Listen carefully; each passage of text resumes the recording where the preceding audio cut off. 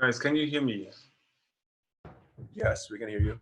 Okay, and can you see, if I share my screen, can you see the slides in full screen? If I full screen them, it's exactly below this. No way. Can you see the slides in full screen? Yeah. All right. So, yeah, I will derail a little bit from the topic we just had. I feel I'm trapped here in a philosophical conversation. Now moving on to blockchain philosophy. It's a bit of a different angle. So I want to talk about LUKSO, a project I'm working on since 1.5 years, which is a blockchain for the what we call new creative economies or digital lifestyle community, which is a bit of a different take on blockchain applications than what we have seen in the last few years. Sadly, there is no real, but there's a chat here, but there's no real like hands up or anything. And we are not in VR where people can, you know, lift their hands. So I assume you have heard all about Ethereum and Bitcoin and so on to some degree.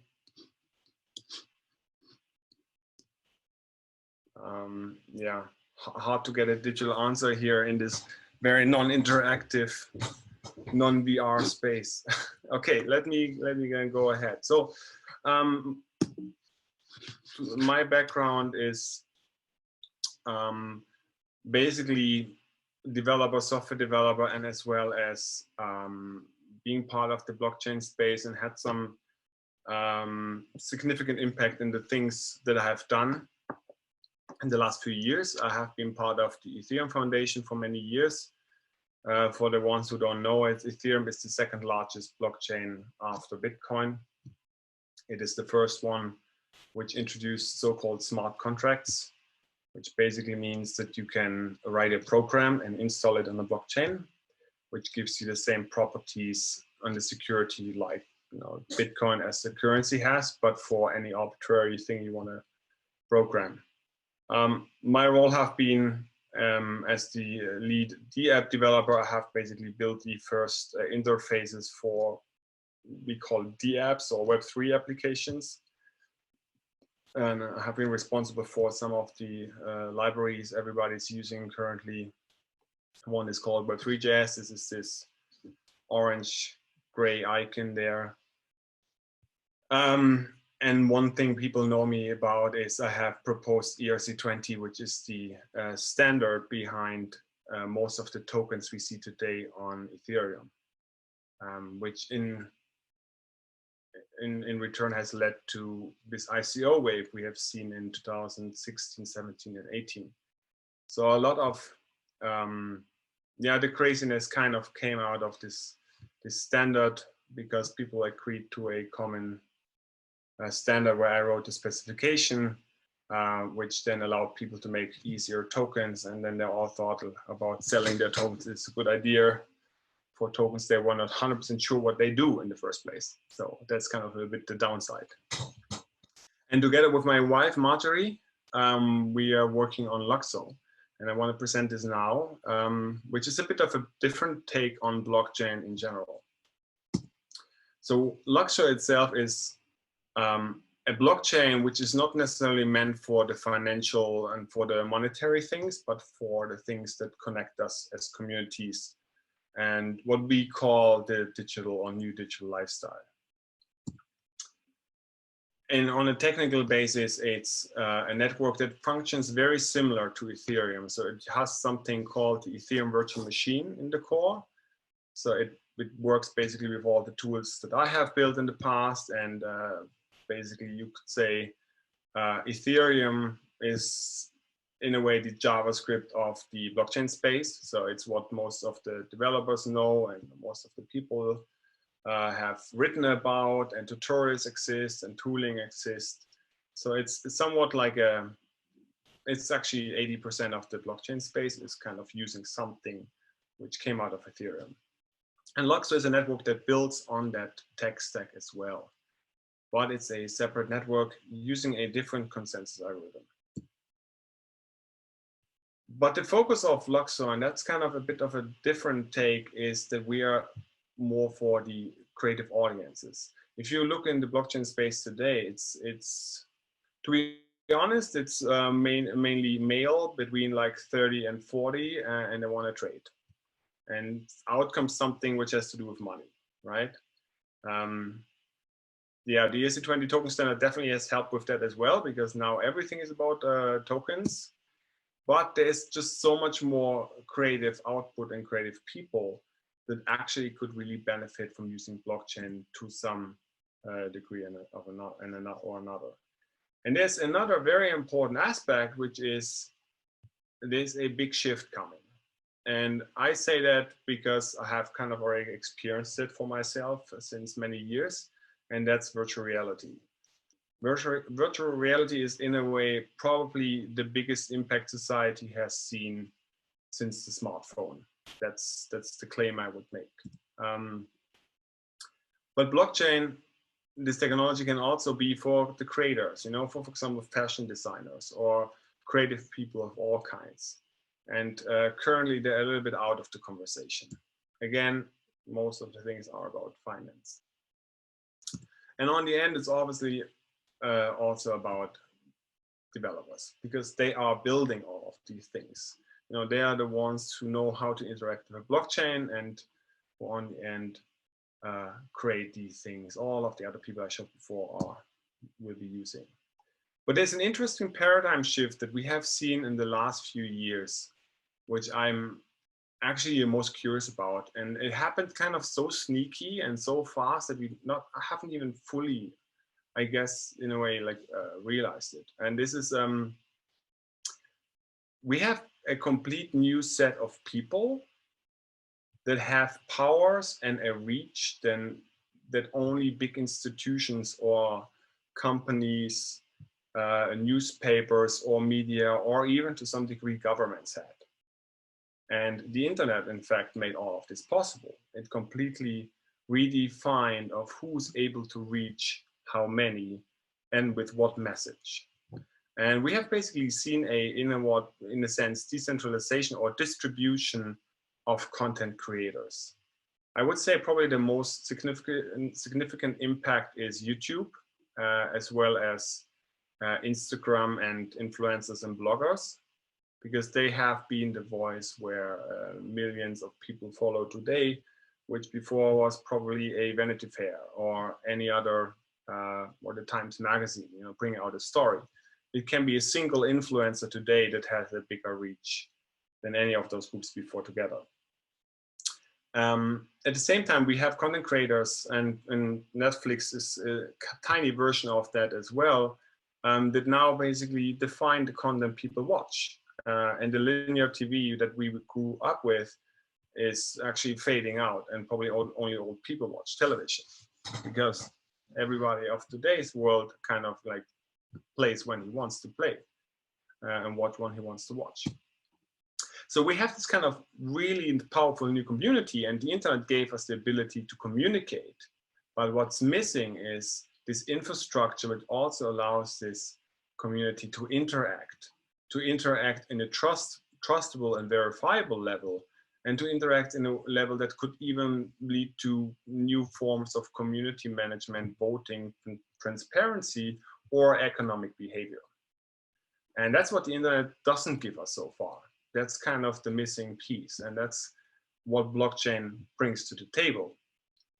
For the people who are more from the blockchain space and already like following Ethereum and all of these things since many years, probably the biggest question they will have is, why another blockchain? Why you don't just use Ethereum? Isn't it like the idea that we all use this one blockchain and everybody's happy? The answer is that would be nice. And there's definitely a lot of Bitcoin maximalists which only would like to see Bitcoin being used as the only blockchain. But the reality over the last 10 years is actually the opposite. we see a massive amount of spreading on many networks. The problem I have seen is that most of them don't really define their communities. And as much as we would like to have all one network we are going to use, because it would have a lot of benefits, it's technically not possible, because the scalability that would be required to make all applications run on the same network is just not possible yet. It might not be possible for quite some time. I mean, I would assume 5 to 10 years at least before we see very much larger scale. And when we talk about the whole world, we talk about billions of transactions per second, probably. But the simple answer also is every network or every blockchain in a way forms an ecosystem that is focused on a certain group of use cases or people or interests. We are very tribal by nature. We do group with people and with things that kind of like belong to what we are interested in. So we group to similar people and similar interests. That's just natural. And this has actually happened on Ethereum, and in a way we have defined that kind of group because we wrote on the website in the early days, builds unstoppable applications. And what happened is that actually we did build, I mean, we have today a community building unstoppable applications, building applications that are focused on being very decentralized. It happened to be now a lot of finance things. So the new topic on Ethereum today is decentralized finance, which is nice, but it's also very complicated because finance itself is heavily regulated and is on the end like a occupied space in a way. Decentralized finance will definitely happen, and that's very important. And I'm very big fan of that. And ERC20 has kind of paved the way for this to happen. But it's not everything. Actually, I do think the digital social crowds are a way bigger influence on the world at large. And building applications that are for that domain, I think will bring really these mainstream applications and mainstream adoption many people want to see in the blockchain space. And that's the focus of LUKSO. And there are technical reasons for that. And one is obviously scalability. Another is standardization, and standardization is really crucial in order to get things that work together. And the current standardization space within Ethereum is pretty noisy. There's over 800 standard proposals, many competing ones. And starting a network from scratch allows us to do this in more organized, in a more calm space. And people are listening more to those early definitions, without that everybody is like going in all kind of different directions. I spoke already about community being a very important factor, and the fact that a blockchain itself does require a token to function in a decentralized environment. There is an inherent value attached to those networks. And that value is on the end really the main reason why any of those blockchains we have today are so attractive. I mean, people say it's like pyramid schemes, but that's not what it is. It's an ecosystem that is small and then grows to a certain size. That obviously means that the ecosystem will grow in value. And in blockchains, we have that ability to even capture that value in a unit of account, which is actually very interesting. So it is, in a way, you could say the decentralized version of a company, because everybody can become a stakeholder. You don't have to have shareholder meetings or notary appointments to let new people in. It just happens fluidly because it's an ecosystem, it's not a company. So the future we are seeing, and I'm seeing very clearly over the last few years, is an internet of blockchains. And a lot of these blockchains probably will be based around Ethereum technology in the core. So they work very similar. That means you can share applications and you can build bridges between these networks in such a way that you can move from one somewhat domain or environment or community or ecosystem into another and have your assets even living in multiple of those at the same time. And what I really, by heart, I'm really interested in what the future brings and what's coming and how it's evolving and what's kind of like just behind the curtain or just behind the next corner. And sometimes it's really hard to imagine that, because we always think, okay, the future is like now, it's just like more. Or it's like more, and now it's like now, but just better. But what people really have a hard time to see is that wild card, seeing that thing that is not expected. And there are a few of those. Blockchain was exactly one of those wildcards. I mean, before blockchain happened, nobody was aware that this will be a thing. And today it's the base layer for this whole new digital world we are seeing. And VR is another big one. So actually, I believe that we will see a merging of physical and digital. And that's one of the purposes of LUKSO.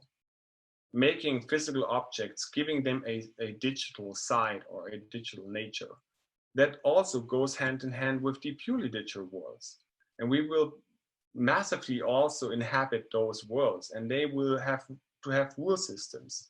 They have to have to be based on systems that are not only controlled by one single company or one single entity, because this is a consensus-driven world that is created together.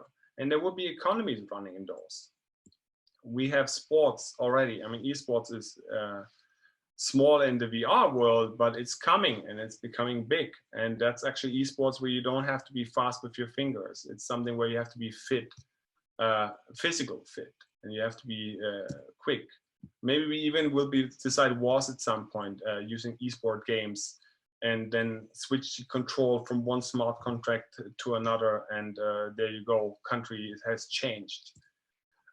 There's also a trend about virtual clothing, purely digital clothes that aren't physically existing, clothes that are purely 3D, that can live in a game or a social VR environment, but that can also be worn in some kind of like Instagram post or digital persona, which we represent to a high degree today as well.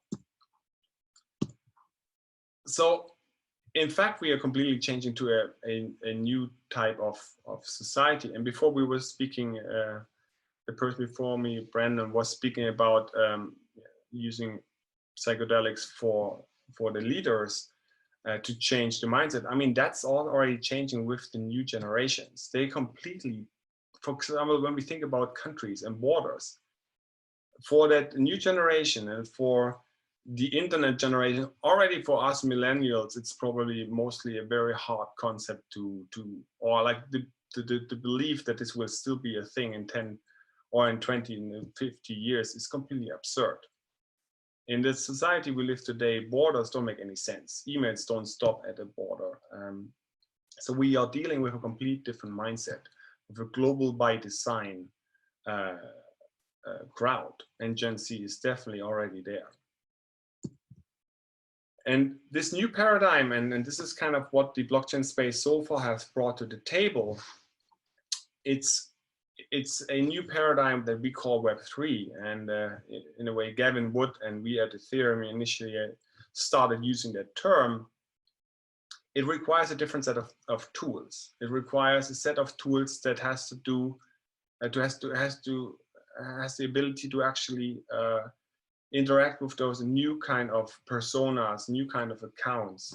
We just got used to, okay, I use email and I have a password and I have my email address, and that's how I log into different servers and different applications. This actually will change, and it will in fact get a lot more simple than it was so far, because the way to use email and password is a hack. It's not the perfect situation.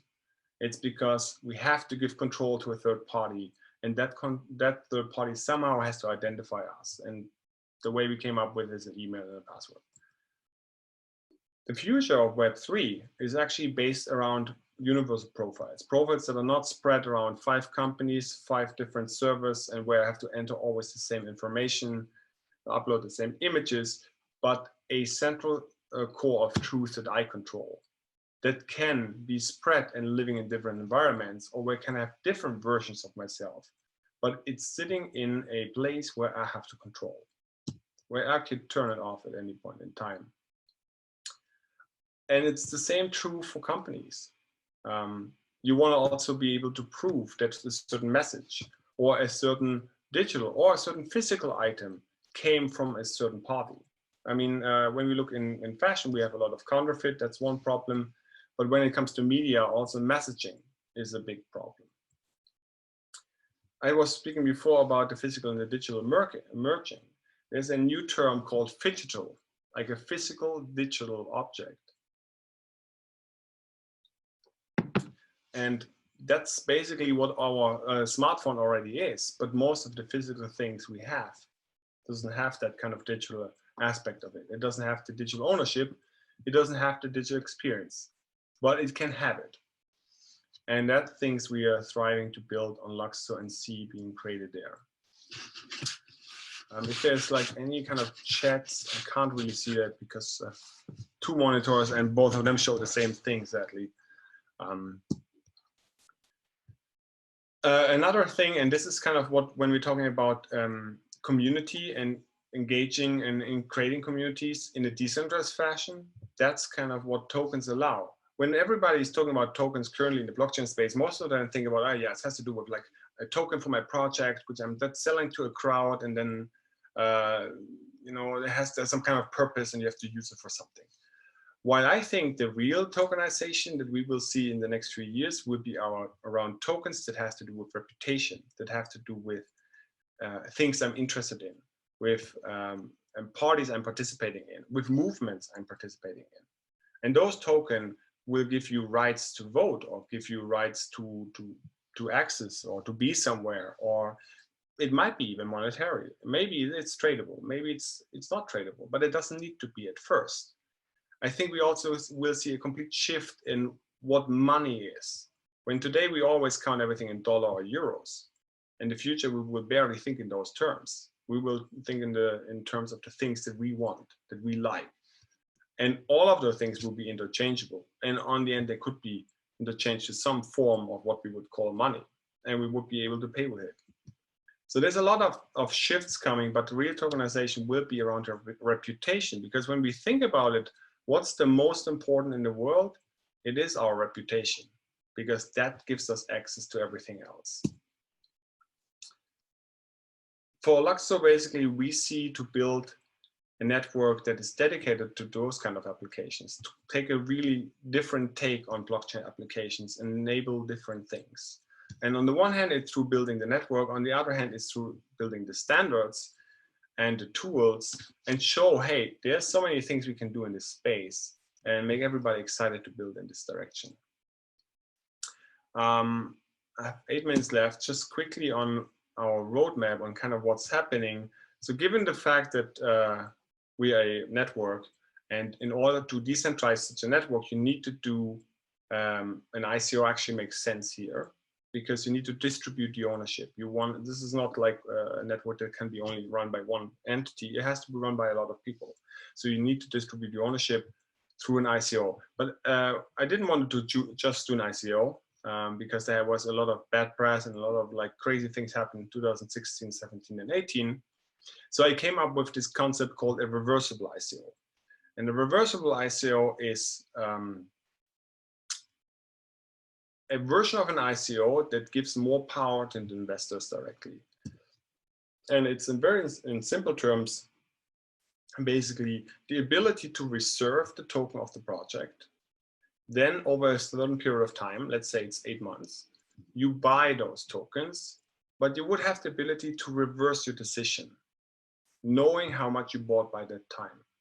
Because most of the problems we have seen in 2016, 17, 18 in the ICO boom, where over $40 billion were collected using cryptocurrencies and outpaced all venture capital and all of these.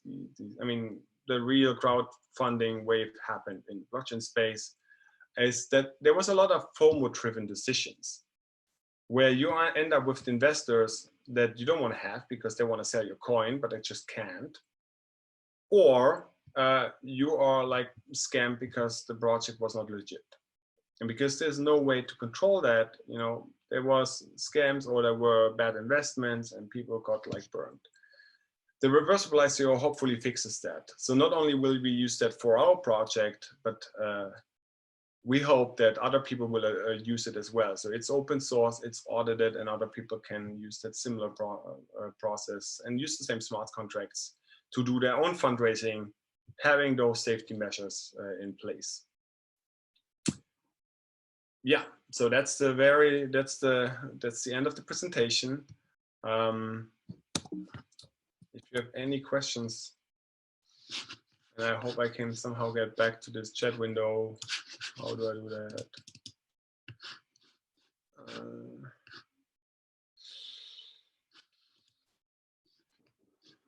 Here. Okay. Yeah, so if you have any question, feel free to ask. You want to say something, but I can't hear you. You're muted. Do I have to unmute you? Are you unmuted now? So I unmuted you, but I can't hear.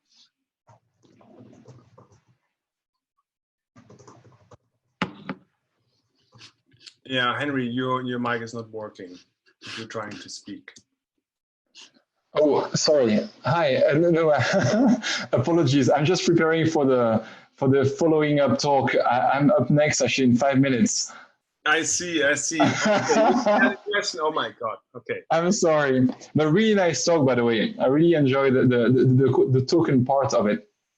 Thank you. Yeah. I mean, I guess I have a little bit the responsibility to bring it or to move it in a new direction. Having yes. kind of like you know, being somewhat responsible for the current situation. But I think it's great, like the way we are, it's great. So we have this kind of like new thinking about, you know, what tokens. I mean, now it's all about tokens. You know, there's token economics even, you know, there's research being done in this direction. And it's a great tool to actually balance out incentives between different groups. So it's very interesting.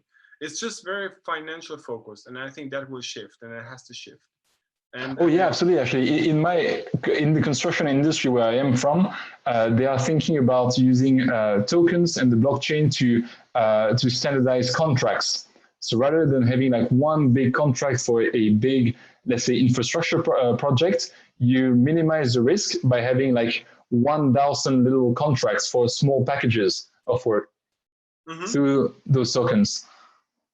Yeah, so you could automate everything through smart contracts. It's always a question about of when can you do what, because the more you go into details and you want to, for example, do all payments on a smart contract and so on, I mean, you get into an amount of complexity, which is a security issue, and also in an amount of transaction that is currently not feasible as such. But what we can do well is manage communities. For example, authenticate things, give them digital identities, give digital identities for people or companies, letting those digital identities own things or interact with communities, DAOs, for example, and other things. So there's a complete new shift, paradigm shift coming of what will be possible and how we will interact in the internet. And the beauty of this is because it's based on technology, based on a consensus-driven network and a system, it allows us to interact without that there's any interference from technically any party, neither even the government. So we can completely redefine and rethink of how we want those systems to work. And you can, on the end, you can't even prevent it. I mean, this has never have been done before. I mean, we never. It's a natural evolution of our society and the way the world works. It's a complete different way. It's basically revolutionizing the essence of how society works. Because we always had middlemen, we always had banks and governments. I mean, I absolutely like in 20-something years, governments will be service providers. They maintain streets and stuff. You know, that's all they will do because they have no other purpose anymore in that kind of world. And even that can be decentralized at some point. So there's a lot of shifts coming, and virtual reality is a very, very big shift in that world as well. And here, blockchain is a necessity because you have to have trustable base systems that people can use to interact with each other. So I thank you for listening, and I hope I was inspiring some of you, even though I was a bit of an outlier in the thread of talks before. And I'm looking forward to your talk, Henry. Thank you very much, Fabian. Great talk.